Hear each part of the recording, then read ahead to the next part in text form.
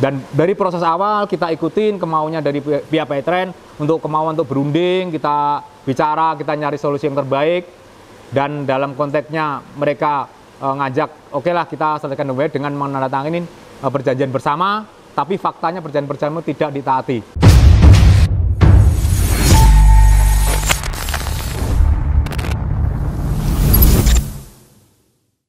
Assalamualaikum warahmatullahi wabarakatuh. Saya Sudaryanto SHMA, rekan Pak Zaini Mustafa di kantor hukum Zaini Mustafa & Partner.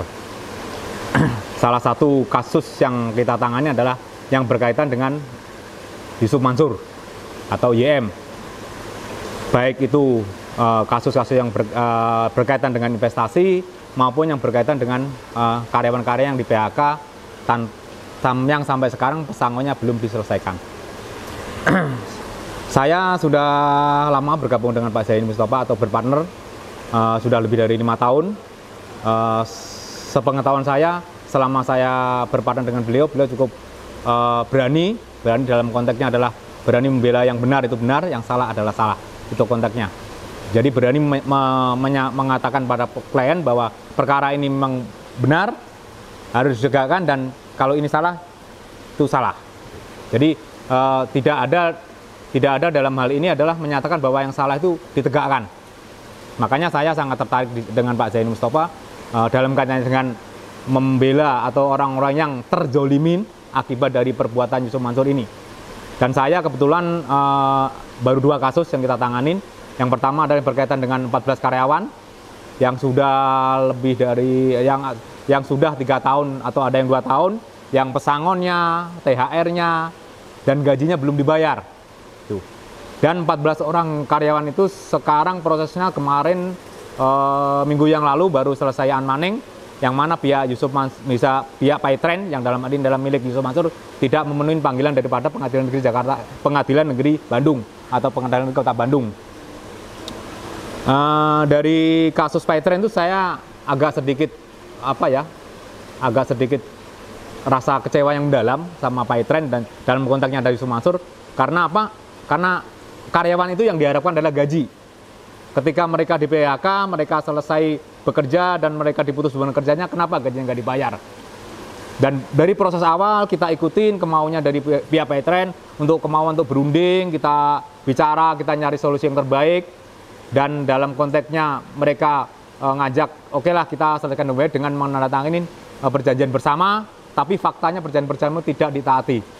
Dan hanya istilahnya hanya untuk memancing supaya orang itu mau menandatangani. Dan memang faktanya memang dibayar yang diperjanjikan dalam perjanjian bersama, tapi hanya 1 kali atau hanya angsuran pertama. Dan untuk berikutnya tidak ada pembayaran dan tidak ada janji-janji lagi. Jadi hanya melakukan pepesan kosong. Itu.